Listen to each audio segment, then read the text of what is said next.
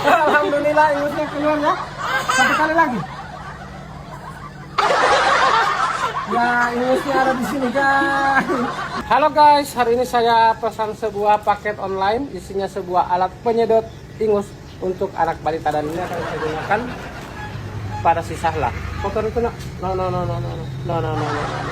Seperti apa? Ayo kita akan tes guys. Nah, ini sebuah alat yang kita akan buka Sahla, dan ini sebuah alat yang paling canggih dari yang papa pesan dari online. Ini sebuah alat guys. Sebuah alat. Aduh.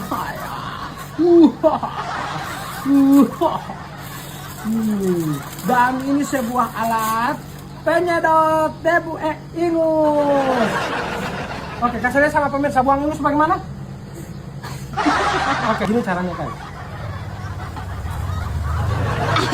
Oh, ternyata tidak masuk di tenggorokan kita guys. Dia akan menyimpan di sini, bukan tersimpan di sini. Saya coba lagi, bisa ingusnya. Alhamdulillah ingusnya keluar ya. Satu kali lagi. Ya, ingusnya ada di sini guys. Makanya bagi Anda yang anaknya punya ingus, beli saja alat ini ya. Nanti akan saya sertakan di keranjang kuning di bawah ini. Kita isap lagi guys ya.